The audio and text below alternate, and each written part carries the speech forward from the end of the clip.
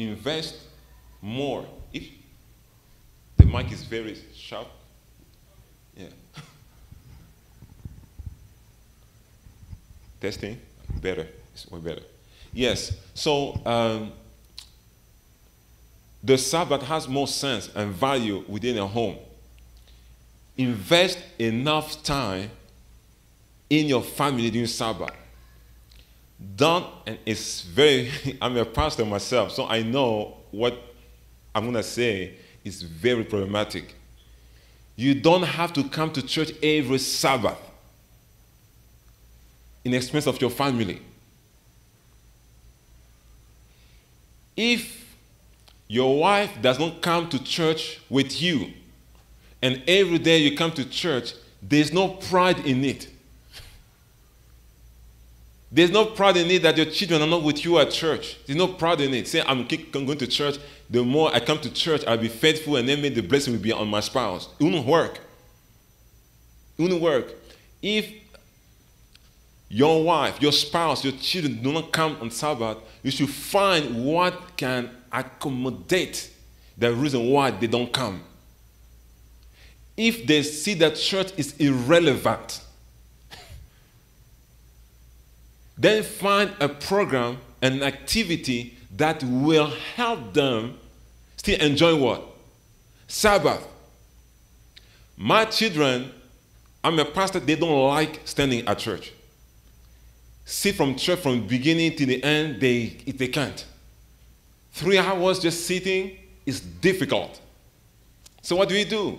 We need to create a program, we need to make it easier for them to enjoy church, not to curse it. So we have activities that we keep them busy. We have activities that sometimes we go out in the park, we do our worship in the park, we do hiking, all those different stuff. We have to change so that they may still value Sabbath. If not, they will curse the Sabbath day. I remember my daughter told me that, Daddy, I don't like Sabbath. I said, why? Because you are always busy. You preach, you don't pay attention to me. You see, and she doesn't like it. Yeah, he likes Sabbath, you know. Hi. I got you. She got you over there. So we need to find something to help you help your children. Don't abandon them. If they don't find it, sit down and say, why don't you come to church? Or maybe Metro Church doesn't fit you. You want something different, a different style of music or whatever it is. All right, work with him. So, okay, if I take you to that church, will it be fine? Say, yes, you take him there. If you like it, you don't like it, move. Listen, put your family what? First. Prioritize your family. If the children program in this church does not suit the children, move them. Don't just please pastor because you like him and you fear him. He's from your tribe, from your country, you keep him. No. When you go to your family, look for a place where it's best for them so that you may continue to worship. Because at the end, you will come to church by yourself. And God will ask you, where are the children that I given you? Now, because you know, I was an elder. I was a treasurer. I was a first deacon. You get all this. God said, my friend, there's no way written on your head that you're a head deacon. And you sacrifice your family. Family first. Family comes first. Again, another one is something like Sabbath is the tithe. You know, a friend of mine, he's a millionaire. He's an Adventist. His wife is not. The wife is completely Chinese and she has nothing to do with Christianity. But sometimes she comes to my church. They will come and they will listen. But she's listening just like that because her husband is here. Now, the issue comes, she's okay with the Sabbath. Coming is fine. But they open their dentistry, so they have to work. But on Sabbath, he doesn't want to work. The wife wants to work. It's the business that they own the business together. So it's difficult. She says it's fine. Then it comes to the idea of tithe. She doesn't want to give tithe at all. Say, I don't understand it. I don't get it. I want to pay taxes. For me to pay taxes to God again and 1/10, as in a tenth of my salary, of what we are making, that's too much. And they started fighting. So he came to me and said, Pastor, He said, I want to give tithe. Then my wife doesn't want to give it. What should I do? And I told him something will shock you. And I told him, don't give. Don't give. Don't give. I said, what kind of nonsense is that? I said, don't give the tithe. Because you don't understand the meaning of tithe. Tithe is not about money. It's about what? Trust. If the person has not started trusting yet, tithe is irrelevant. If you don't trust and you give tithe, your money is just going like taxes. You gain nothing. It's nothing in it. Yes, the church will get something, we get money, we pay our pastors and do activities. It's just a contribution. But the blessing that is associated with tithe, you won't get. Tithe is for those who trust in God. Just like the Sabbath day is for those who trust in God. If you didn't trust in God on Monday, your Sabbath day is nonsense. Sabbath day is a sign of those who trust. You don't enter the Sabbath day to trust in God if you've already mistrusted Him on Tuesday. Those are signs. The Sabbath day is a sign. The tithe is a sign. So you cannot fight your family over something that stands for what? As a sign. If the reality of the thing is not there, if trust in God is not there, you can't fight your family to keep the Sabbath. If your son doesn't believe in God, you cannot force him or her, your daughter, to keep the Sabbath. It will not make any sense because he or she will start keeping the Sabbath to do what? Just to please you. And he or she will not know God at all. That's why when they grow up, they walk away. That's the reason why they walk away, because they never trusted, never believed it. They just, because they could not drive, they had to be in your car and you are locking your house, so they go where you go. Now they can drive. They can make money. They can go to McDonald's. They're working, making $12, $10 an hour, making out money. They can go anywhere else. That's what's happening. Then you want to say what's happening is because they did not learn to do what? Trust. Trust. Don't teach only rituals and tradition and just teach trust. The kid has to learn how to trust in God. When they're afraid, the Bible says in Psalm 56 verse 3, when I'm afraid, I will trust in you.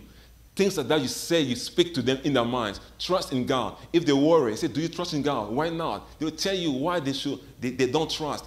That's what we do. We say is character building. Don't worry. Don't go for the show. Don't go for the show. People can judge you. It's fine. The people, they have to do what? Your wife has to trust in God. Say, you know what? Now I know the meaning of tithe. Then she gives tithe. Now I know the meaning to remove my jewelries. Now I remove the jewelries. Now I know the meaning to keep the Sabbath. Now I keep the Sabbath. Don't force the people to do what they are not willing to do. Our church is only for make-believe. It's for the face. So we dress the way we dress to please people. Now to please God. And that's why at the end, people get fed up because you cannot keep pretending forever. You can't keep pretending forever. Are we together? That's what we're talking about. So the family, you have to do things. Your family should come first. The Sabbath is giving the context of family. And we have to make sure that the family is getting it. The Sabbath was created for man and not meant for the Sabbath. Meaning that the Sabbath is for man. It's on his side, not against man. So if your son or your daughter is feeling that Sabbath is against them, against the activity, something is wrong. It's not don't push them again. Don't push them to come to church. So they say, oh, you know, so and so, man, he comes here with all his family. So beautiful. You know, the husband is here, the wife is here, the children are always here. And you praise God, you show off that your family is okay, it's holistic, it's good. It's nonsense. You're doing this for us. We see, we praise you. But what does God say? Your family, they don't believe in me. They don't. They don't know me. They don't know me. Are we together? So we have been thinking, speaking, before I want to pray. Is there any question, any concern, any doubt, anything that you want to add? Maybe something that you understood now, you want just to make it clear to other people. Anything? Question? Yes. What I didn't understand is that my family Yes. And I just read, Jesus said, whoever, working, if you want to follow me. It's good now. Try. Yes. Yeah. If you want to follow me, that is what Jesus said. If you don't hate your mother or father, you are not worthy of the kingdom. Mm-hmm. So, what shall I do? It's as if you are making us now, some of us, going to stay home because our family are not, they don't want to come to church, so I'm not going to church. That's what Pastor said. So what can we do about that? Good question. That's a very good question. Last time, if those were here, I made a difference between two things. God and God's work. There's difference between what? God and God's work. God is first. After God is not God's work. It's family. Family, then God's work. You cannot replace your family with God's work. I'd rather quit as a pastor and take care of my family than stay with being a pastor and lose my family. My family first, above the church.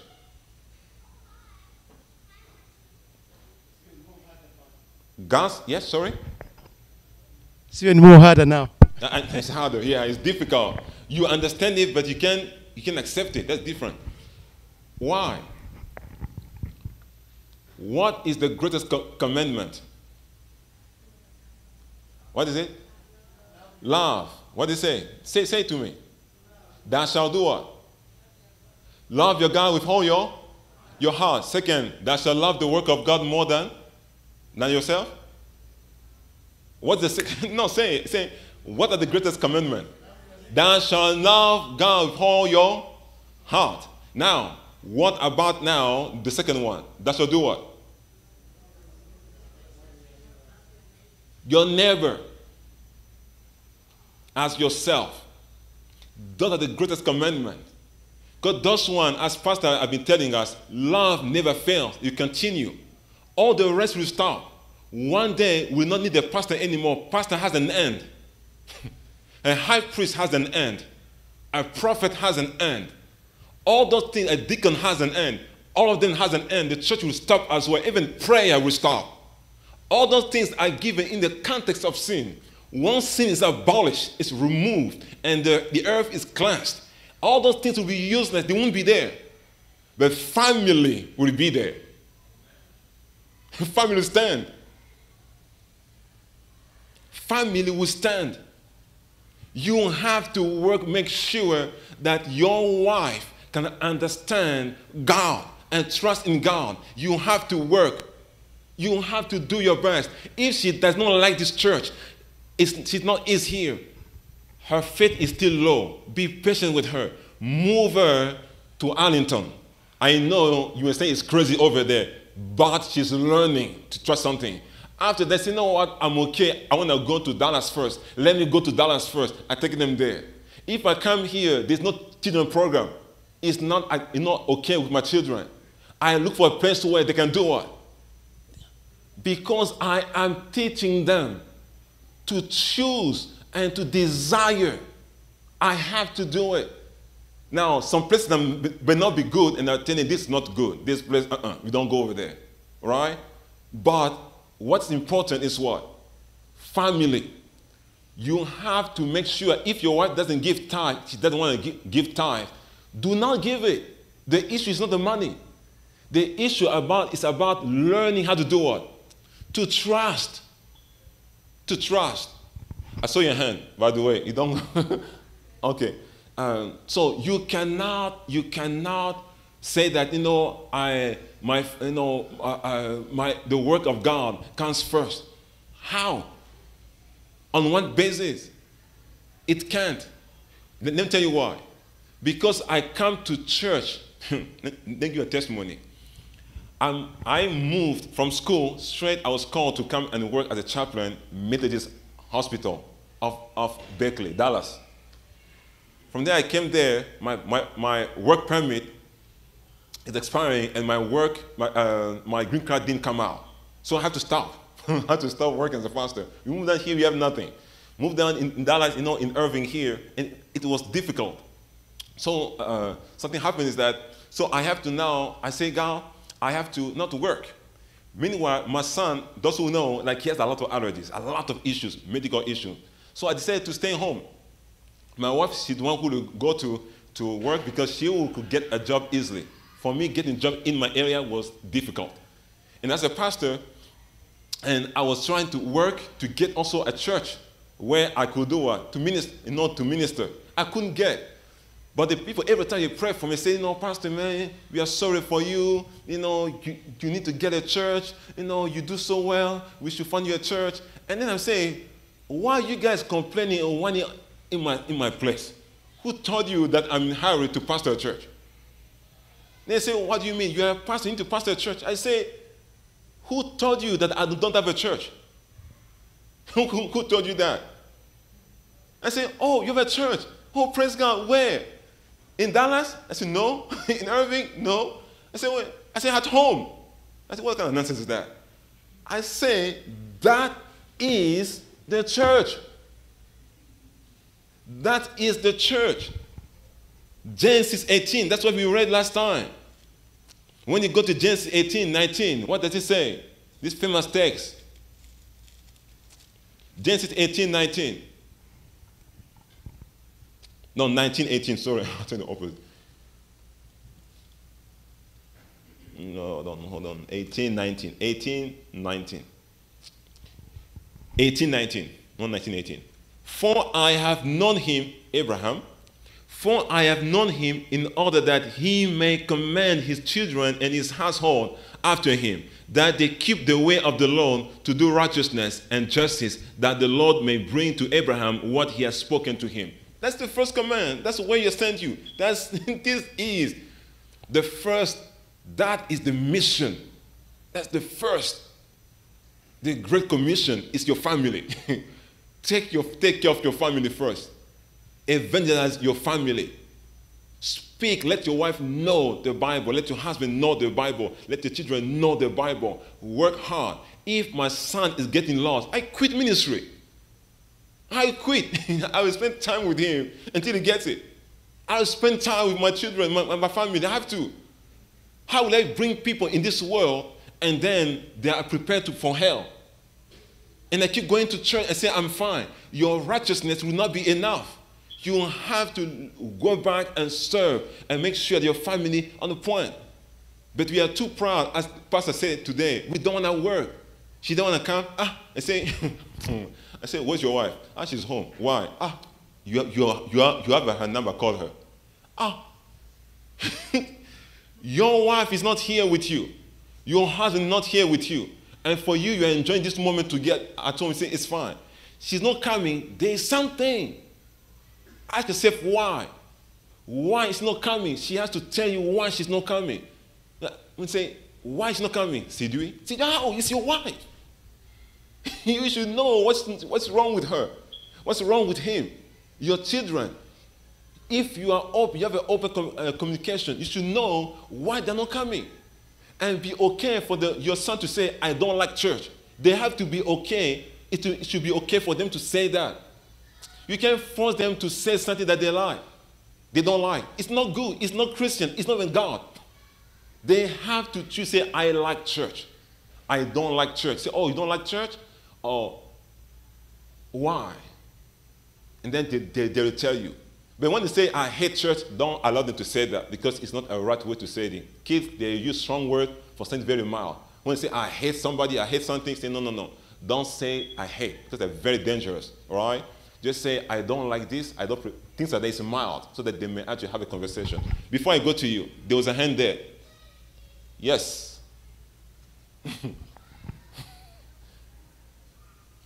Say again. Oh, that is. You good now? Okay, thank you. Yes. Yes. Yes. Children. Yes. With children, they can sit down and listen, but at times, you know, your wife is a grown-up, you are a grown-up. You are not trying to force her. You know, we live in a world of sin. That one we know. Yes. If maybe she decides that she's not coming to church because of one reason or the other, she may have her own reasons. Yes. Should I be staying home for all that time trying to teach her and leave not to come to church? Okay. What should we do? She's a grown-up. Mm-hmm. You cannot chase her that now you are not going to church, you are not going to stay here. Mm-hmm. What do you want to do? Good. It's almost the same answer, not you, but it's almost the same answer Cain gave to God when he asked, where's your brother? Am I my brother's keeper? Actually, yes, you are. You are responsible.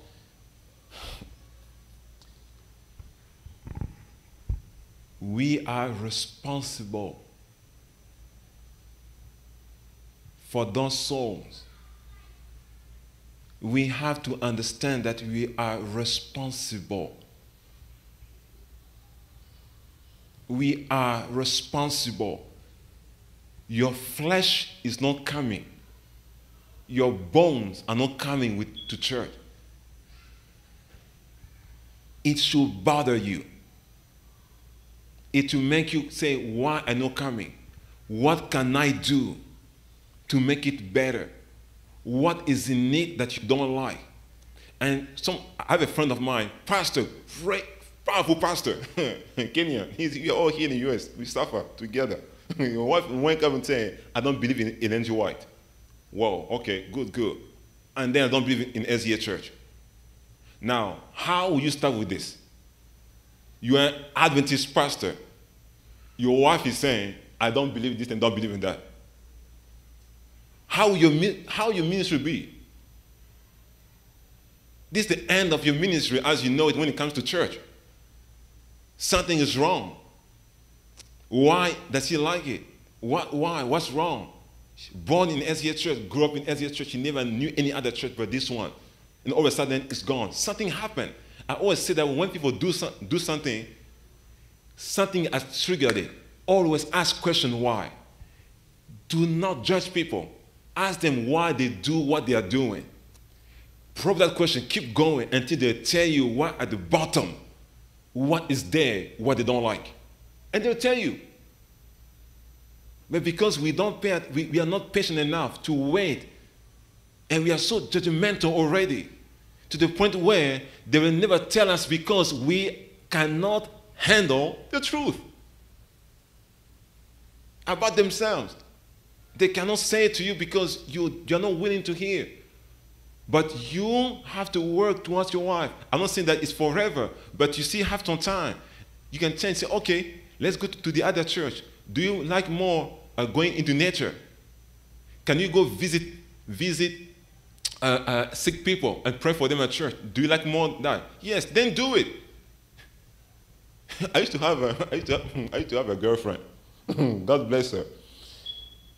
For a date, she would take me to visit, go to hospital in Eldoret to pray for people. I said, what kind of nonsense of date is that? We go to hospital to pray for sick people. That's an activity. Coming to church is not keeping the Sabbath. It's not that. It's not that. So it's bigger than that. I'll come back to it. I want to give her. Yes, I see a hand there. I see you. Yes.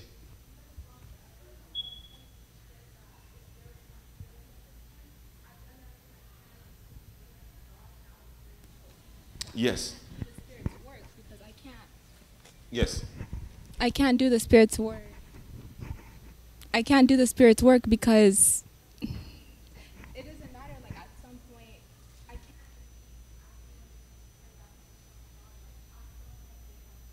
Yeah, thank you so much. You see, the thing is still the same. For many of us, I know it's difficult because we are raised in the church. For many of us, Sabbath means church. Me too and myself, I'm like that, I have to confess. Sabbath means what? Sabbath means what? Church. But nowhere in the Bible it means that. Nowhere. Sabbath doesn't mean church. Sabbath does not mean church. There's a reason why people gathered. There's a reason why they did it. Back in the days when they were traveling from Egypt to Canaan, they were pitching their tent around the sanctuary. Where would they go for worship? Where would they meet? 6 million of people in the church. Where would they meet for worship? Where? They're in the desert. They're walking. They stop. They pitch the sanctuary. And they are all around it, 1 kilometer away from the sanctuary. They blow the trumpet for any kind of worship. Where would they meet? What place? That's why the commandment is saying what? Not your son, your daughter, male servant, female servant, not the cattle, not the foreigner, the stranger in your gate.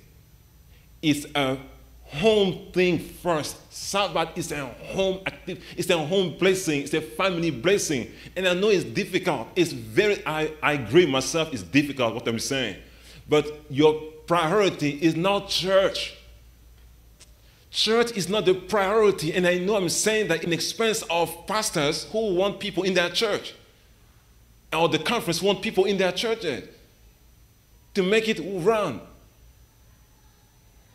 We have to, when I was in Irving as pastor, and we didn't have a strong program for the children, right?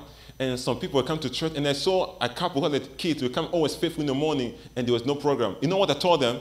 I said, go to another church in the morning, take your kids somewhere else so that you may have a thing for your children. He said, but you, I said, no. Listen, my friend, I'm always going to be paid. I'm always going to be preaching. I've been serving, visitation. Your children, I have no ministry for him and for them. That's a fact I didn't have. But I allowed to do what? To turn his vision towards his children. We have to learn that. And she's asking at what point we're going to stop. It's because our thing we are thinking, our goal is what? Coming back to church. Because the center is the goal. But it is not. It is not. Church plays a great role to help us to learn. Right now, we are teaching, right? You're learning things. That's okay. It's fine. But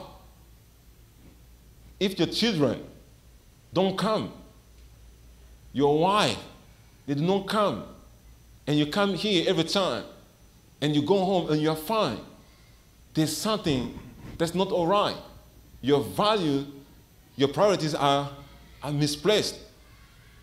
You have to learn how to bring them back to trust and need to teach them. And it's true. When do we stop preaching to people? When do we stop?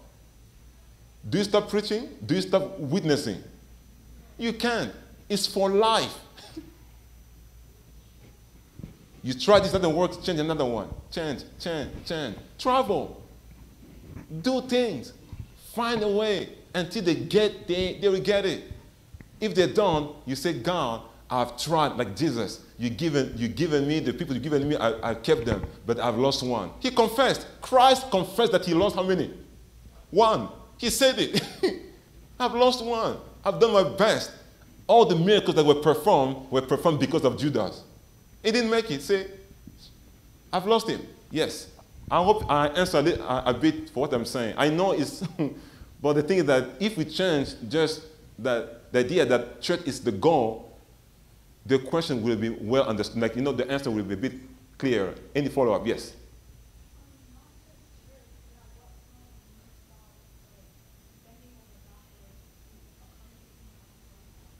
Prayer.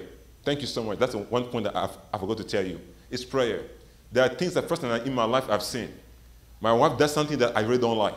I really don't like. And so it will cost me my ministry, and people were going to judge us according to what she will do.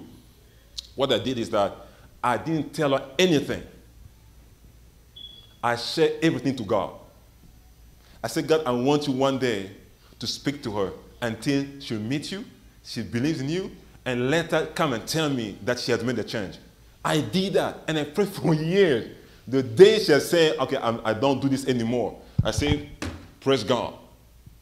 Because sometimes they just don't like our voice to telling them what to do. So I say, I'm going to shut my mouth and let God speak. I keep praying. I will let them, what they do, they keep doing it. I'm not going to say, man, let's go to church, man. Why are you always here? Let's go to church. That's bugging people. She says she's not going anywhere. You know that already. You have to change your approach. Say, you know what? Today, we stay home. I'm going to talk about family today. Let's meet and talk about our marriage. Is that good for Sabbath? If you talk about your marriage, is that good? It's good. It's a good thing. If you take your kid in the nature, for them to look at nature and to understand things, they ask questions and you talk to them about it. Is it good? It's good. It's good. What do you do to keep your family in the faith or to help them to embrace the faith? What do you do apart from coming here? We have to work. Yes. Okay, yes. Mine was not a question. Yeah. It's just a reaction on my sister and my brother, what they asked. The church, it starts from home. So most of the churches are sick because we have not built a strong foundation from home. You have to build a foundation with your family, so when you come to church, it will be easy for you to minister to other people after preaching from home. Mm-hmm. So, and another thing I was saying, like, maybe the way we preach with our words, but our actions are dead. So how can you be preaching to your wife? Maybe when you are at church, you are a pastor, yes, but when you are at home, you are doing something irrelevant to what you are preaching. Yes. And you are telling me to follow you to church. Which church are you taking me to? Exactly. Yes, my brother. I got two questions. One, when Paul realized that the companion is not supportive in the ministry, he had to let her go so that he can work for the Lord. There are people who intentionally will do that and know, I will do this so that they will stop whatever that is doing intentionally. So why don't you leave that person alone, pursue your ministry, and the person stay? Number two, yes. You see, you are a Christian. Maybe your partner is not a Christian. And whichever that they are doing is like you are pushing them to the direction they don't want. So which connection will you have with an ungodly person, in a Christian? Why don't you leave them alone and you run your race? Thank you so much. That's the first case I've given to you about my friend who was an Adventist and another one, and the wife was not, Buddhist or whatever she is. And they asked to pay the tithe, and I told them not to pay the tithe because it wouldn't make any sense, right? Because they have a joint account, and they couldn't pay any tithe. And they work together, they're both dentists, and it's the business, the family business. So they need to pay tithe on what they will get. If the wife says no, he cannot force the wife to pay the tithe. So I say, no, don't do it. Just don't do it. Why? And you start teaching her why you give the tithe, slowly, right? Now, I start with the second question. You see, when the person is not a Christian, it's totally different. You will keep worshiping as God has called you to worship, because she will give you room to come do what? And worship. You are coming and you strengthen yourself. That's why you have to do. You come here because you need your brothers. You hear witnessing from your brother and all those stuff. It will help you to be strong. You go home and you keep on living a life that will woo her or him to what? To know God. That's what you keep doing. And that's what Paul actually is saying. Say, don't abandon your wife who is not a Christian. But maybe by what you do, she'll do what? She get converted, right? Now, they asked the first question, and now those are Adventists. You used to come to church together, and he decided now to stay home. Are you with me? This is different. Your entire family is Adventist already, Christian Adventist. And something just happened. Your wife stays home or your husband stays home. Your children don't come anymore. What do you do? But my issue is not to stop coming to church, if you hear me well. My issue is to prioritize what do you do when your wife or your spouse, not always the wife, the husband, your daughter or your son, they don't want to come to church anymore, or they don't want to keep Sabbath anymore. They don't want anything to do with all those things. You ask them, is your issue with the church, with Metro community as your church? No. Is your issue with Adventism? You see, I keep asking because I want to know what's the problem. Is your issue just waking up in the morning coming because you work the whole way and the Sabbath you think is the only day that you can rest at home? Is that your issue? Is that being tired? She gotta say no. So they keep going. So what is it? She will not say that I just don't believe in anymore. I say, well, what is it that you don't believe? When did that happen? What triggered it? That's what we call communication. You ask without judging, what happened? Why don't you believe that anymore? I say, I have an issue that I can't be. Some people say, will God really judge people, put people into fire, burn them, because they just have a different theological opinion? And we call him God of love. He's going to burn people who simply have a different opinion. I don't want to serve this God. Is that fair enough? Yes, it's fair. When it comes to argument, it's fair. She's not right, but it's fair argument. Then you start from there. What does it mean? And if you cannot say those things, see a counselor. See someone who can speak better than you. Because sometimes you may not have the words to articulate your thought. Find somebody else or a pastor saying, will you be okay to talk to pastor, to the elder, or to a counselor? You see, you have to find ways not to end the debate or the talk. Never end a talk. If he doesn't want to talk to you, if he doesn't want to talk, maybe it's only with you that he doesn't want to talk. But he can talk to your brother. He can talk to your sister, to your mom, to your pastor, to the elder. I have a friend of mine, I have a couple. His wife, my great friends, his wife opened up easily to me in front of him. When I do counseling, she'll talk. And then the girl said that, why is that you never said that to me before? And then I said, hey bro, just relax. It's because when she speaks to you, it's always fighting. It's always arguing. And she feels it, I can take anything. And she's a pastor's wife as well. She will say things which usually, if it is said among Adventists, you stone her. But when she speaks to me, I just absorbed it, and it's fine. Because if it's your opinion, you have to respect the person. And she finds safety in talking to me in front of her husband. Then I asked him, do you know why she does that? He was mad. I said, don't get mad. I walk with him out in the car, in the parking lot. I said, brother, what she's saying actually, that's her way to tell you that she does not feel comfortable to tell you what's going on in her mind. And if your wife or your husband does not feel comfortable to share what is in their mind, there's a problem. There's a problem. Even your children, same thing. If I ask my children, do you trust me? I told you that. Hey, do you trust me? They went like, sometimes no. I said, why? I said, because, sometimes you don't like this, you don't like that. I say, oh, man, I'm sorry. I've learned to do better. I'll give you room to say what you want to say. I'm learning too. So yes, When the two, man, keep fighting for your wife, keep fighting for your husband, change. There's so many. Be creative. Change until they get it. I saw a hand here. Your one's done actually. Yes. The microphone, please. Mm-hmm. Yes.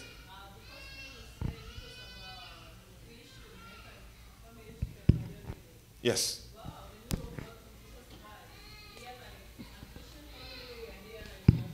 I know you. Someone go there. Mm-hmm. Yes. Sense whereby he chose to have the Christian family instead of the biological family because he knew God's word came first. So to some point, can you choose the Christian family instead of biological family if things become like tough? Another option. Sometimes it's not another option. I have another comment. Sometimes we find like a lot of families, they're being disconnected because you see the American life, parents are so busy, they never have time to talk to their children or their spouses or whatever.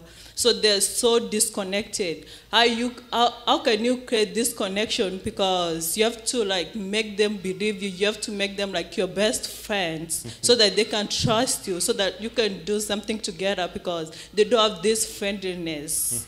And it's so disconnected. So you cannot bring your kids, your wife, your husband to church if there's like a disconnection because they don't believe you or they don't believe in God, they don't believe in what you do, they don't know what you do or where you are, anything. There's a disconnection. How can you do to build this connection? Because it's not about like even church, even family. Like it's far beyond that. Thank you so much. Tomorrow, I promise this is going to be answered. That's the part we talked about the dysfunction last time we can talk about it.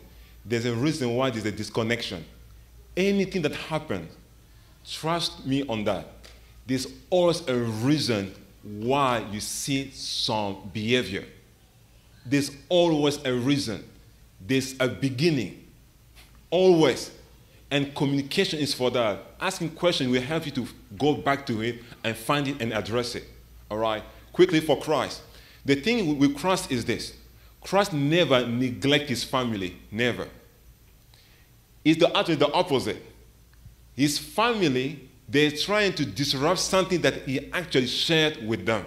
They're trying to disrupt it. That's what my brother was saying. What if the person wants willfully to stop your work? That's what they're actually trying to do. They want to own Christ. And Christ kept on telling them that I am what? I am special. I was sent for a job, and I have to come and do it because I know how much time I have, and I do it.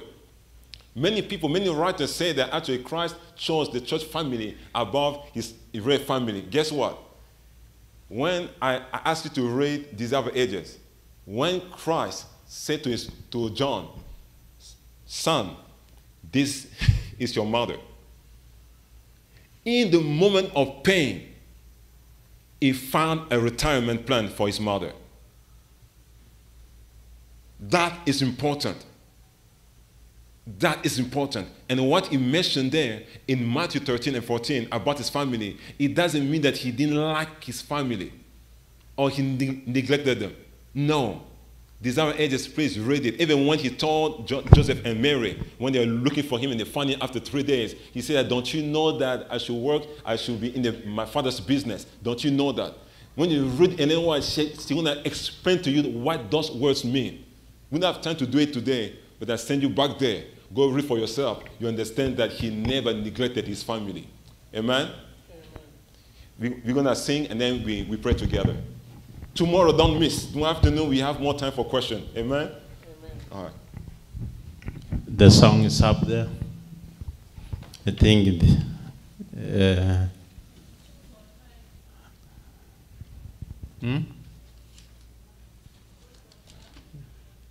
Okay, let's sing one stanza and the chorus. Shall we stand? Stretch so that you can stretch up. More about Jesus I could know. More about Jesus I could know. Let us sing all together. More about Jesus I could know. more of His grace to others show, more of His saving fullness see, more of His love who died for me. More about Jesus, more about Jesus, more of His saving fullness see, more of His love who died for me.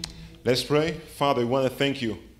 We thank you because you are God who created our marriages. And you know our families because you gave us a command, a commission to expand the family. Lord, sin has distorted what you've put in us. But we praise God because Christ came to reveal to us the purpose and what is in your heart. Thank you.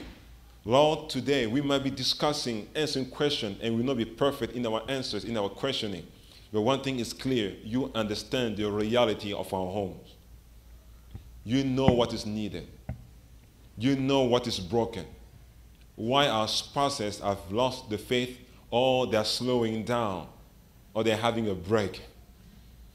You know why our children do not trust us anymore and they don't feel it relevant to be at church or any church activities.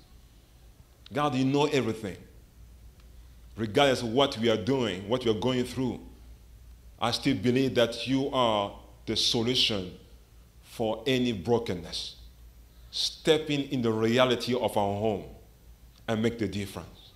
We may not have the words to bring our wife with us, our husband with us, our children with us, our mother, our father with us.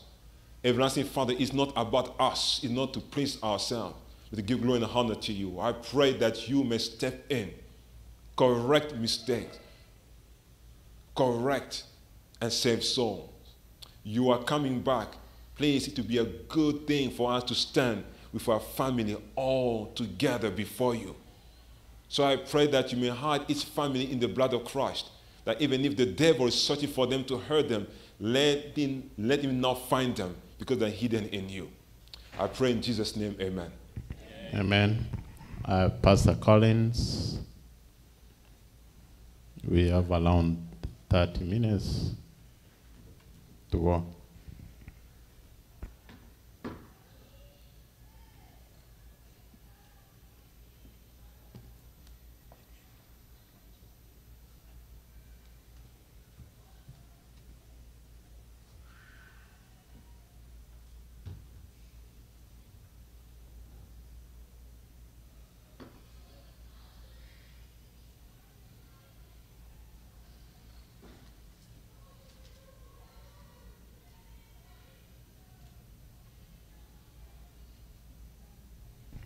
Testing. Good evening. Happy Sabbath. Happy Sabbath once again. It is good to be here tonight. It is good to see you. And my prayer is that the Lord continues to keep us as we share together Sabbath after Sabbath, awaiting for Him to come and take us home. Tonight, we're going to look at the topic, love is not proud. There is no pride in love. And the verse which we're going to concentrate, actually a set of verses, but primarily it will be verse 4. Love does not parade itself. Love is not puffed up. Let us pray and we dive right into the study. Dear Father, thank you. We glorify your name tonight. May you speak to us. You have spoken to us about our families. Our family are important, second only to you. We serve you first and we serve our families. Everything else follows. May you help us to understand this crystal clear